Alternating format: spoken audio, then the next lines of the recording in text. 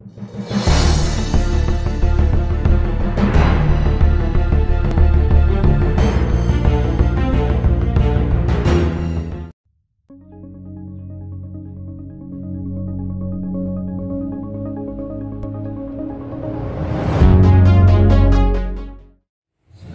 kita akan lanjutkan kajian ilmu fikih. Bahasan terakhir kita adalah tentang batal wudu. Batal wudu dijelaskan ada 4. Yang pertama adalah adanya yang keluar dari salah satu lubang depan ataupun belakang, berupa angin ataupun yang lainnya, benda padat, benda cair. Yang penting ada yang keluar dari keduanya, itu salah satunya batal wudunya. Apakah yang keluar itu biasa, kencing, berak, kentut, ataupun yang luar biasa, yang langka, sama batal. Yang kedua, hilang akal, hilang kesadaran disebabkan tidur ataupun yang lainnya, kecuali tidurnya orang yang duduk, yang kokoh di tempat duduknya, itu tidak batal. Kemudian yang ketiga adalah menyentuh kubul atau dubur anak Adam. Kubul itu adalah kelamin laki-laki, ujungnya helmnya. Dubur adalah lubang anus, disentuh dengan telapak tangan atau telapak jari-jarinya, berarti batal wudunya. Dan dijelaskan. Selanjutnya, warabi'uha, dan adapun yang keempat daripada nawaqidul wudu'i, talaqi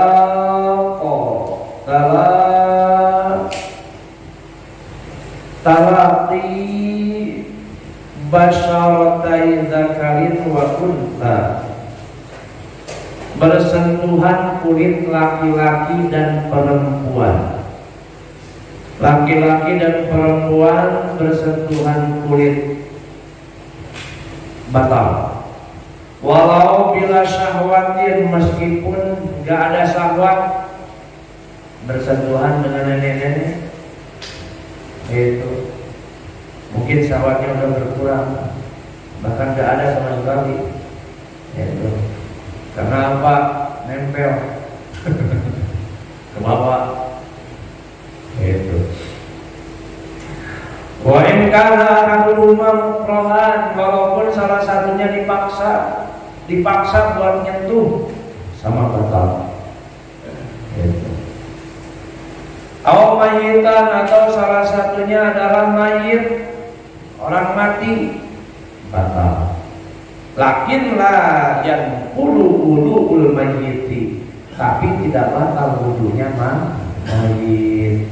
Ada mayit habis dimandiin, udah diwuduin, itu mayitnya perempuan,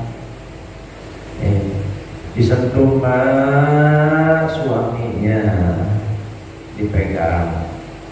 Suaminya sebelumnya punya wudu, suaminya saja yang batal, mayitnya harus diwuduin lagi, gitu. Wal qulamu bil basyarati, kemudian yang dimaksud dengan kulit huna di dalam bab ini ghairu sya'ri, ialah selain rambut. Kalau megang rambut gak apa-apa. Itu. Habis wudu, itu. Tukang pengen megang istri, itu ya rambutnya aja loh, sebentar. Dan habis sholat yang lain pegang. Rambutnya dulu, rambut gak apa-apa. Wal dhufri, wasini, kemudian gigi, megang gigi gak apa-apa. Megang gigi, saking pengen megang, itu ya, kulitnya takut batal, giginya aja. Kemudian wadufri, kuku, Bersentuhan kuku atau nyentuh kukunya nggak batal. Yang batal itu apabila bersentuhan kulit. Qala Syekhuna, begitulah yang disampaikan oleh guru kita semua, Syekh Ibnu Hajar. Wa ghairu batinil aini, kemudian tambah lagi selain bola mata. Nah, kalau kita megang bola mata nggak batal karena itu bukan kulit. Itu. Tapi kalau kelopak matanya kulit itu batal. Wa dzalika liqoulihi ta'ala, hukum tersebut berdasarkan firman Allah, aula mastumun nisa.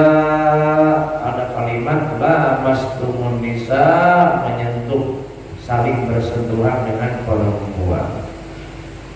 Ya. Kemudian kita lanjutkan, walau syakka hal ma lamisahu sya'run aw basarun lam yantaqid. Ini mulai itu kajian fikih yang sebelumnya. Apabila seseorang itu ragu apakah yang dia sentuh itu rambut atau kulit, lam yantaqid, maka tidak batal wudunya. Itu. Maka tidak batal wudunya. Ragu-ragu. Kenapa gelap? Gelap, gak kelihatan, nyentuh. Tapi barengan maestri yang kepegang, tadi yang kepegang rambut apa kulit ya? Itu. Tapi ya mungkin kurang normal, indra perasa. Dan kalau kita jelas ya, bisa membedakan mana kulit, mana rambut. Rambut itu kan termasuk jenggot, gitu. Itu rambut semua dipegang nggak apa-apa. Nah, kalau ragu-ragu maka nggak batal wudunya. Silakan. Kama law waqa'at yaduhu ala basyaratin la yu'lamu ahiya basyaratu rajulin aw imra'atin. Gak beda seperti kita ragu apakah yang kita pegang itu kulit laki-laki atau perempuan. Lagi berdesakan di mana? Di Mekah. Itu di Mekah lagi tawaf berdesakan. Kita nggak sengaja pegang. Sehingga kita kan fokus yang ke depan. Berdesakan. Kita terasa ini bersentuhan dengan kulit, tapi nggak yakin ini bersentuhan itu sama kulit laki-laki apa perempuan, nggak batal. Gitu. Kecuali kita yakin. Nah. Kemudian ausaka halamisahu mahroman au ajnabiyatan.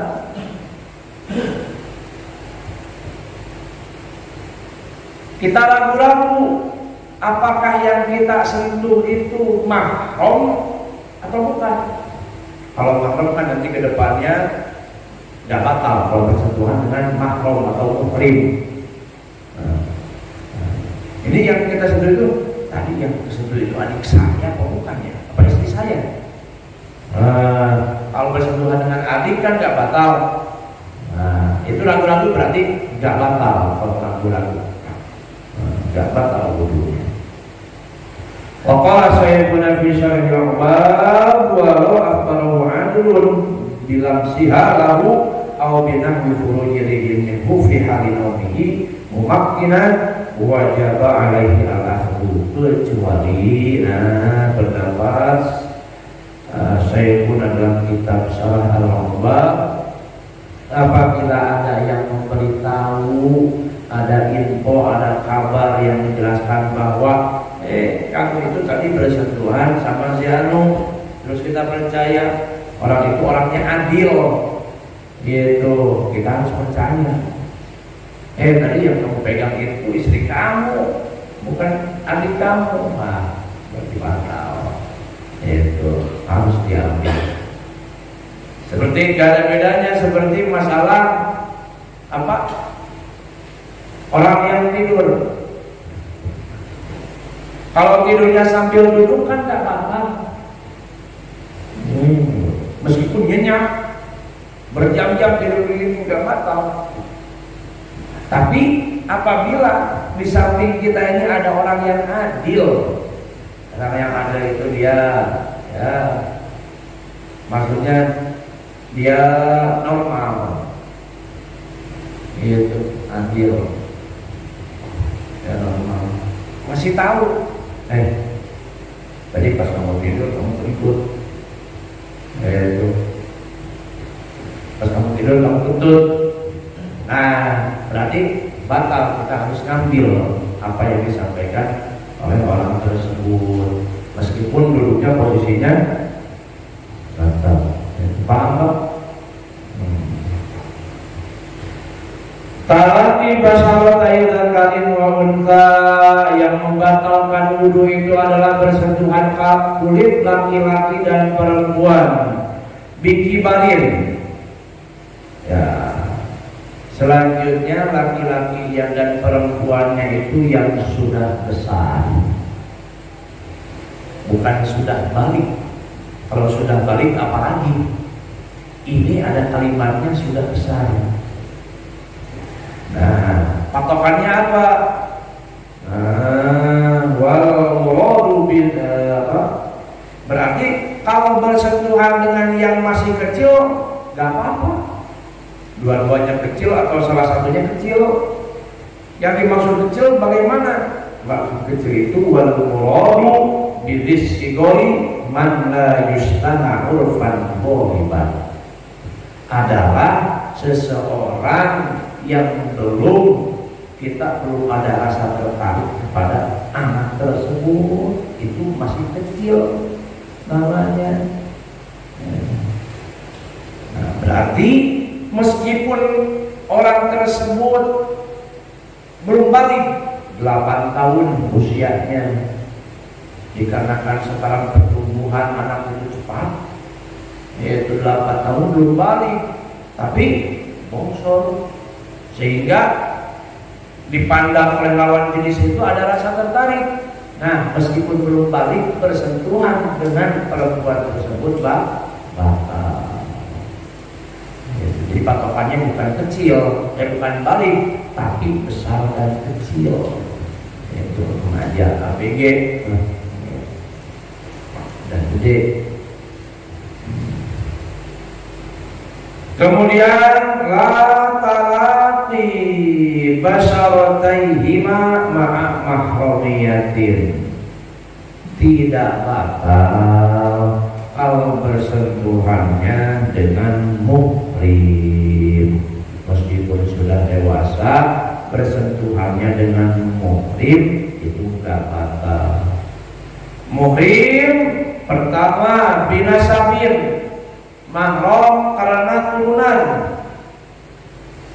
nanti akan dijelaskan itu. Kemudian ada mahram karena rodho'in, satu susu. Kemudian ada al-musoharatin, karena sifat mertua mahram. Nah, ini penjelasannya ini apa yang dimaksud dengan mahram.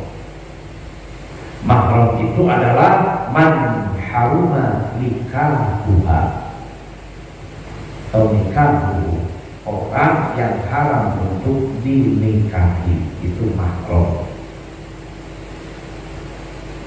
Dalam Al-Quran surah An-Nisa jelas, a'udzu billahi minasy syaithanir rajim, bismillahirrahmanirrahim, hurrimat 'alaikum ummahatukum. Yang pertama, mahram itu adalah ummahatukum, ibu kalian. Ya. Wasamilat al-jaddati min kibaril abi awil ummi, termasuk nenek dari ibu, nenek dari bapak, itu mahram. Pertama haram dinikahi, yang kedua bersentuhan kulit tidak batal, sampai ke atas Di atas nenek siapa lagi? Buyut. Kakek buyut. Kemudian wabanatukum. Muhrim itu adalah anak perempuan kalian, bersentuhan dengan anak perempuan. Wasamilat banatil auladi wa insaful. Nah, termasuk anak perempuan dari anak-anak lelaki kalian, cucu perempuan. Bersentuhan dengan anak perempuan nggak batal, bersentuhan dengan cucu perempuan nggak batal, bahkan sampai ke bawah, di bawah cucu apalagi buyut, cicit, itu nggak batal. Nggak batal karena apa? Karena mereka haram dinikahi. Itu makro. Wa akhawatukum, kemudian akhawatukum saudara perempuan. Saudara perempuan, kakak perempuan, adik perempuan itu mahram. Haram dinikahi dan tidak batal bersentuhan. Min jihatil abi awil ummi, saudara perempuan sebapak ataupun seibu. Apalagi sekandung, seibu sebapak. Hanya satu bapak saja nggak batal. Ini saudaranya seribu nggak batal. Paham nggak? Ya, nah itu. Wa ammatukum, kemudian ammatukum ay akhwatu abaikum wa ajdadikum, saudara perempuan bapak kalian dan saudara perempuan kakek kalian itu tidak batal. Tidak batal karena itu mahram, itu binasabil, berarti tante namanya ya. Terus kalau saudara perempuan kakek, ya, apa namanya? Nenek tante benar. Kalau bahasa Sunda namanya apa? Ini digigir. Itu ya Pak. Ini digigir bukan ya?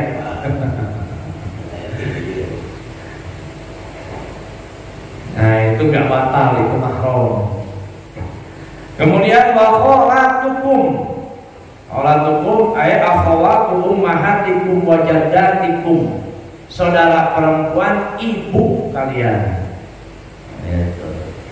Saudara perempuan sama tante dan saudara perempuan nenek itu tidak batal juga. Itu mahramnya. Wa banatul akhi wa banatul ukhti, dan anak-anak perempuan saudara, berarti keponakan nggak batal. Itu anak saudara kita, anak perempuan saudara kita, apakah itu saudara laki-laki atau saudara perempuan, anak perempuannya itu muhrim bagi kita. Ya, paham? Wa yadkhulu fihinna auladuhum, termasuk nanti anak-anaknya. Oh berarti sifatnya cucu. Ini pertama keponakan kita, anak dari saudara kita, anak perempuannya. Anak perempuannya ini, keponakan kita ini punya anak lagi, berarti sifatnya cucu bagi kita. Nah anaknya seterusnya itu muhrim bagi kita.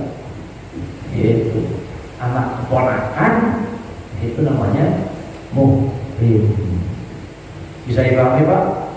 Nah nanti kalau yang nggak tersebut berarti gue muhrim yang nggak tersebut. Kemudian wa ummahatukum allati arda'anakum, kemudian ibu-ibu kalian allati arda'anakum, yang pernah menyusui kalian. Ada ibu, bukan ibu kandung orang lain, tapi pernah menyusui kalian, namanya ibu susu. Ya. Tapi qabla istikmalil haulaini, pertama disusuinya sebelum usia 2 tahun. Kalau kita sekarang disusui orang bukan ibu kita, itu udah usia gini masih ada yang nyusu, misalkan itu bukan ibu, ada yang masih nyusu Pak. Ini dia berarti iya itu. Nah, berarti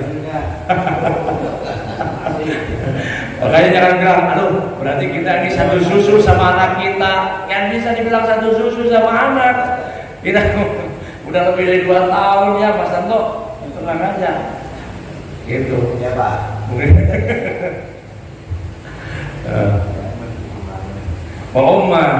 Kemudian khamsa roda'atin kama bayanah hadis, nyusunya pun yang jadi saudara satu susu itu minimal 5 kali nyusu. Kalau sebelum cuma nyicip aja, nyicip itu 2 kali nyusu, cuma 2 kali lepas, itu bukan satu susu. Kalau sudah 5 kali lepas, itu namanya udah satu susu. Pertama di bawah 2 tahun, yang kedua minimal 5 kali nyusu. Khamsatun seperti yang pernah dijelaskan oleh hadis. Nah itu satu susu. Berarti ibu yang menyusui itu muhrim bagi kita, haram dinikahi, tidak batal bersentuhan. Wa akhawatukum minar radha'ah, kemudian saudara perempuan satu susu. Wah, ini lain, gak ada hubungan darah, tapi si ibu ini bukan hanya nyusuin kita, ternyata anak orang pun disusuin juga di bawah umur 2 tahun sama. Berarti itu saudara satu susu, itu muhrim, tidak boleh nikah dan tidak bakal bersentuhan. Itu susu. Nah digabungkan dengan yang tadi, ternyata itu yang menyusui kita itu punya anak perempuan. Nah anak-anaknya dan seterusnya kayak tadi muhrim bagi kita. Wa yulhaqu bidzalika bisanatil banatu min hawahunna man arda'ahunna. Nah, itu sama. Wal amatu wal khalatu wa banatul akhi wa banatul ukhti minha. Li hadisin yahrumu min ar-radha'ati ma yahrumu min an-nasabi. Nah, dari sini adalah satu hadis haram dari karena satu susu ma yahrumu min an-nasabi, orang yang haram karena keturunan. Berarti nyambungnya nanti. Wah, apanya? Termasuk apa nanti neneknya, anak-anaknya, pamannya. Jadi apa? Itu. Kalau kita ini nih apa? Orang penghulu harus paham ini. Penghulu yang biasa nikahin orang itu harus paham tentang mahar. Itu harus jelas, misalkan dia nikahnya sama siapa. Kadang-kadang kan kalau di kampung itu masih sama, ada keturunan, masih saudara. Itu jelas. Misalkan ini pernah nyusuin dulu, ini siapa nih calon pengantinnya, mau nikah sama siapa, anak siapa. Nah harus teliti. Seandainya dari atasnya ada hubungan, apakah itu nasab atau dari rodoa satu susu, nah itu jangan dipaksakan. Itu kadang-kadang gak sampai teliti itu. Seperti ada seorang anak, padahal dulu pernah ada riwayat, pernah saya mengalami itu. Ada yang menikahkan seseorang, tapi menurut kabar orang sekitar situ, orang itu ibunya dulu hamil duluan. Itu hamil duluan. Setelah hamil baru punya suami. Memang secara biologis dia bapaknya, yaitu dia bapaknya yang menghamilinya, yaitu anak orang sampai nikah. Dinikahkan kan meskipun kalau di luar nikah aslinya nggak punya bapak, meskipun secara biologis itu adalah bapaknya, tidak sah, harus dengan wali hakim. Ini tetap aja dipaksain. Berarti tidak sah nikahnya, karena itu tidak sah jadi wali, dipaksain jadi wali. Karena mungkin karena kelamaan dianggap itu memang bapaknya, hanya padahal hanya bapak secara biologis. Nah, teliti sampai seperti itu. Mana banyak yang ikut dosa, yang nikahin ikut dosa karena nggak teliti. Itu penghulunya. Wa ummatun nisaikum, kemudian muhrim itu adalah ibu, istri-istri kalian semua, namanya mertua. Ibu mertua itu adalah muhrim. Ibu mertua itu adalah muhrim. Pertama haram dinikahi, yang kedua bersentuhan tidak batal dengan mertua. Meskipun kita udah cerai dengan anaknya, udah cerai udah pisah dengan anaknya, dengan mertua tetap gak, dengan ibunya tetap gak batal. Gitu. Karena meskipun sudah cerai, kita nggak bisa ngawinin ibunya. Ada kalimat nikahul banat tahrimul ummahat. Setelah kita menikah dengan anak perempuannya, haram ibunya. Gitu. Tapi sebaliknya, duhul ummahat tahrimul banat. Kita menikah dengan ibunya, itu menikah dengan ibunya. Ternyata setelah menikah itu kayaknya lebih tertarik sama anaknya daripada ibunya. Itu. Nah, kemudian apa? Mau ngambil anaknya. Pertama, asalkan belum duhul, yaitu belum duhul dengan ibunya, belum duhul, tahu dulu lah, belum jima dengan ibunya, belum duhul, tahu aja ibunya, kawinin anaknya sama-sama. Tapi kalau dengan ibunya sudah duhul, meskipun udah dicerai, ibunya itu haram anaknya, karena itu sudah menjadi anak tiri termasuk muhrim. Nah, wa awalwa ibukum. Nah, selanjutnya yang jadi muhrim itu adalah anak tiri. Ya, anak tiri itu muhrim. Anak tiri, paham anak tiri, Pak? Anak tiri berarti anak bawaan pasangan kita, itu namanya anak tiri. Bintu zaujati min ghairihi, anak perempuannya istri dari yang lain, anak tiri namanya. Allati fi ujurikum, yang kalian urus, tarabbawnahu sifatun mutaqarrarun lil ghairihi fala maqamah min nisaikum allati dakhaltum bihinna. Nah, ini penjelasannya. Anak tiri dari istri-istri kalian yang kalian pernah duhul. Ada kalimat kalian pernah duhul, haram itu. Kebalikannya, kalau istrinya nggak pernah diduhul, anak tiri pun bisa kita nikahi. Yang penting cerai dulu sama ibunya. Itu Pak. Ya. Tapi kalau udah diduhul, meskipun udah cerai, tetap haram. Nah, harus jelas nih. Fa illam takunu dakhaltum fala junaha alaikum. Apabila kalian nggak pernah menduhul ibunya, maka fala junaha alaikum fi nikahi banatihinna, tidak dosa bagi kalian untuk menikahi anak perempuannya. Gak tahu nih. Pas setelah nikah, baru tahu ini anaknya. Cakep ya. Dan anaknya aja itu. Ada. Ceraikan, mumpung belum dulu ceraikan. Kalau diterima, lanjutkan.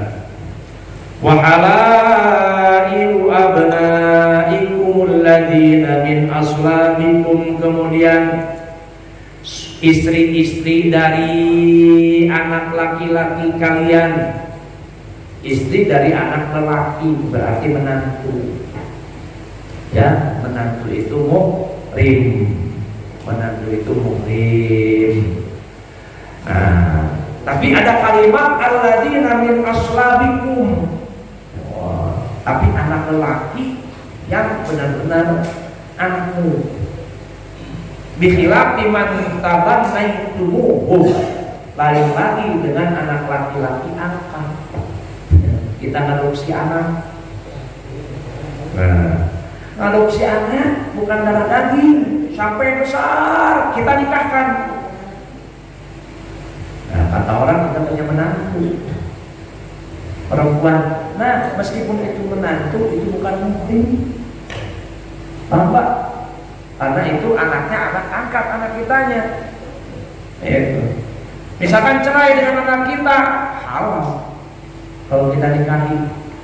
Itu karena itu anak angkat. Makanya, nah, anak angkat itu ada segi positif dan negatifnya. Itu anak angkat positifnya kita merawat anak orang, apalagi anak yatim. Tapi kalau kita nggak paham setelah dewasa harus bisa menyikapi, karena itu bukan muhrim. Laki-laki berarti bukan muhrim dengan ibu angkatnya tetap. Kalau anaknya perempuan berarti bukan muhrim dengan bapak angkatnya. Nah, setelah dewasa masih satu rumah harus dijaga. Gitu. Nanti dalam angkat.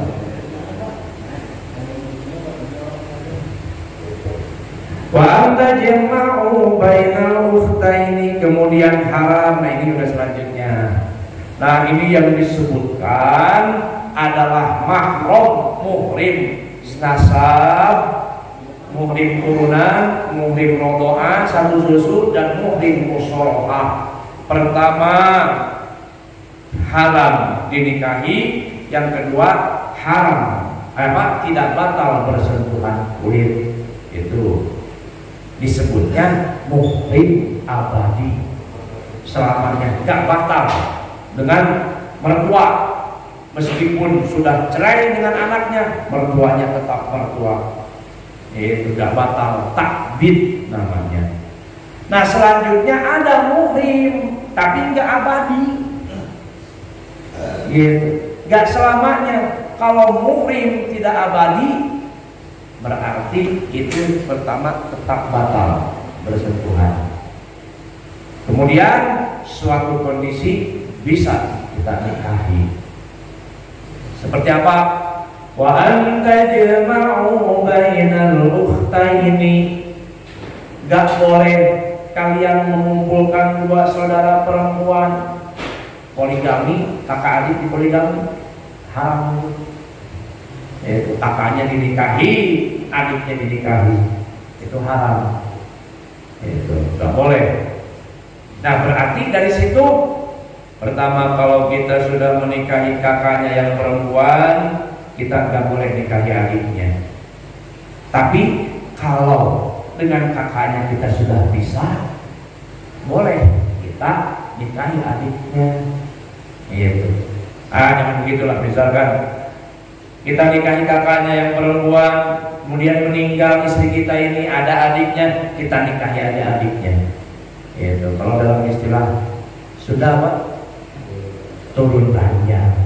Gitu. Turun ranjang. Kapalnya itunya goyang. Naik ranjang. Ayah naik ranjang, ada turun ranjang. Naik ranjang berarti itu nikahi kakaknya. Nah, tapi setelah bisa itu.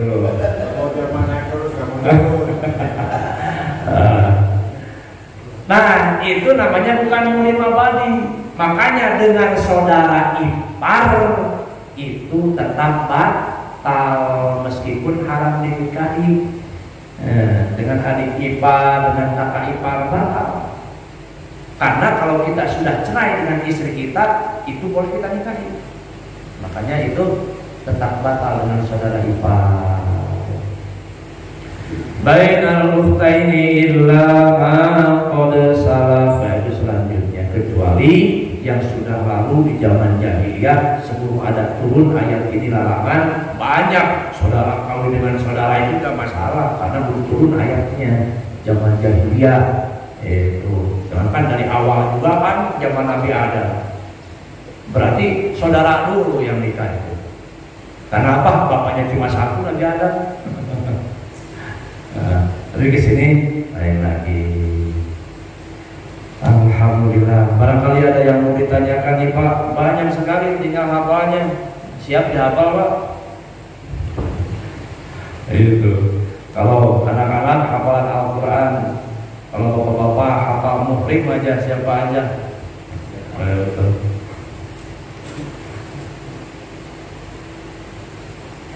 Ada pertanyaan? Ya silakan. Terkait tadi mungkin itu kan dia kaitannya dengan wali dan waris. Tadi dikatakan bahwasanya anak yang kandung sebelum nikah berarti bapaknya kan. Ini kan masalah hukum. Artinya gini, kalau kita menyaksikan sesuatu hukum yang tidak sah, tidak batal, ada kewajiban kita buat kasih tahu. Betul. Artinya kalau terjadi, kalau saksi mungkin tidak, tapi kita menyaksikan orang hijab kabur, harusnya itu kan diumumkan. Iya. Adakah ini mungkin sebagai muhrim yang kita mungkin ditanya penghulunya ya. Kalau kita tahu tapi karena kita merasa nggak enak gitu kan, sebetulnya anak ini dulunya dia istilahnya dia ibunya itu hamil sebelum nikah dengan bapaknya, tapi di saat itu bapaknya yang jadi wali, ada kewajiban yang kita nggak tahu. Tentu saja ya jadi seperti itu kita jadi ngeri gitu kan, kita datang untuk menghadiri walimah nikah itu. Iya. Karena kan kita punya kewajiban untuk memberitahu, karena itu hukum. Gitu. Kalau ujungnya sah, wah orang yang nggak paham sah-sah aja, nggak tahu sih sebenarnya. Ya makanya untungnya ada saksi pokok, kita kan saksi yang menyaksikan, sah hanya setelah itu. Nah kita kan hanya menyaksikan prosesnya itu saja. Sebetulnya itu yang harus lebih tahu itu adalah orang yang bersangkutan tentang itu, terutama penghulunya yang harus lebih teliti.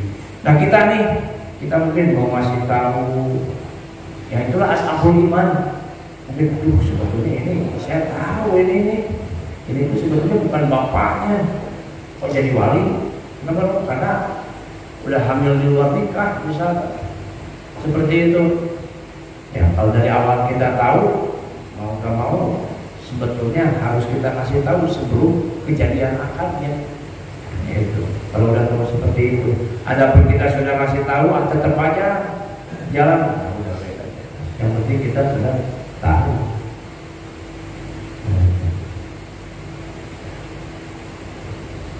Nah terus kalau misalkan udah terlanjur sebelumnya nggak tahu, setelah dikasih tahu nerima, itu otomatis cerai, pasrah. Bisa nikah lagi, bisa ganti walinya. Itu jangan itu ganti pakai wali hakim, dinikahin lagi, jadi bisa. Jadi nggak ada terlanjur kalau memang dulu karena nggak tahu, oh dinikahin saya nih walinya, jadi bapak ini sebetulnya bukan bapak, bukan walinya yang sah, karena nih. Oh iya ya. Terus bagaimana dong solusinya? Nikahin lagi. Itu dengan wali hakim. Dulu saya pernah ada ngalamin seperti itu. Ada seorang perempuan, orang sini malah, kabur ke Bandung, minggat. Itu di Bandung nemu pasangannya, bilang sama pasangannya itu udah nggak punya keluarga, nggak punya siapa-siapa, nikahlah dengan wali hakim. Ternyata di sini masih ada bapaknya, masih ada bapaknya. Soalnya udah dinikahin, udah setahun, udah punya anak. Dan diukit-ukit cerita, ternyata dia punya keluarga. Curhat sama saya, cari itu bapaknya, kata saya tuh. Dicari ketemu, ada di sini. Balik lagi ke sini, nikah lagi. Saya yang nikahin. Nah ini bapaknya, ini wali. Kemarin gak jadi, dinikahin lagi walinya sama bapaknya. Begitu pas saya tanya, mana mas kawinnya, siapin lagi. Ini kan gak bawa, cuma punya 20.000. Itu aja kan. 20.000. Penting ada mas kawin. Jadi, nah seperti itu.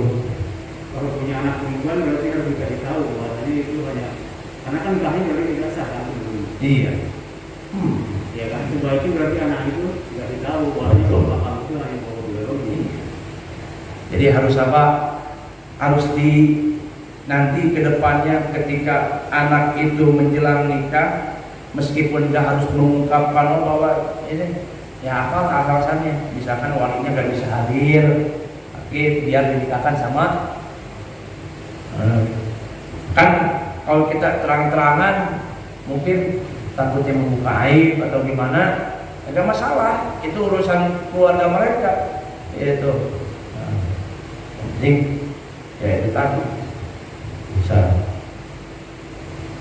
menjadikan anak wali hakim. Illa maqad salah.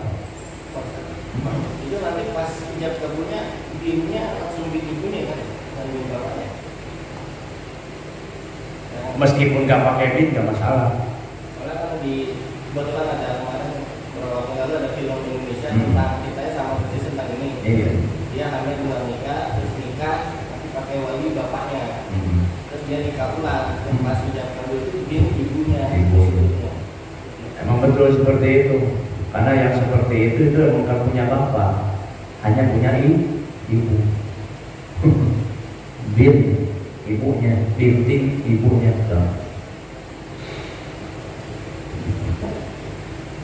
Wala yartafi'u yaqinu wudu'in aw hadatsin bi dhanni diddihi. Nah, terakhir penutup, tidak hilang yakin wudu atau yakin hadas dengan perkiraan lawannya. Tidak hilang berarti akan tetap. Contoh, yakin wudu. Kita ini udah wudu. Setelah wudu, ini udah batal atau belum ya? Ragu-ragu udah batal atau belum ya? Mau sholat berarti itu hukumnya belum batal. Silahkan langsung sholat. Karena yang yakin wudu, udah wudu. Setelahnya ragu-ragu udah batal apa belum? Berarti boleh sholat karena dia udah wudu aslinya. Sebaliknya, ini udah wudu apa belum ya? Oh, berarti sebelumnya belum wudu. Nah, seperti itu. Kan udah makan apa belum ya? Makan lagi. Itu makan. Makanya udah sekenyang, ragu lagi, makan lagi terus, makan lagi. Bebas. Wallahu a'lamu bishawab. Nah, itulah tentang batal-batal wudu. Mudah-mudahan jadi ilmu yang bermanfaat bagi kita semua. Amin ya Allah ya rabbal alamin. Terima kasih atas segala perhatiannya. Mohon maaf apabila ada kata-kata yang tidak berkenan. Hadanallahu wa iyyakum ajma'in. Wa afu minkum. Wassalamualaikum warahmatullahi wabarakatuh.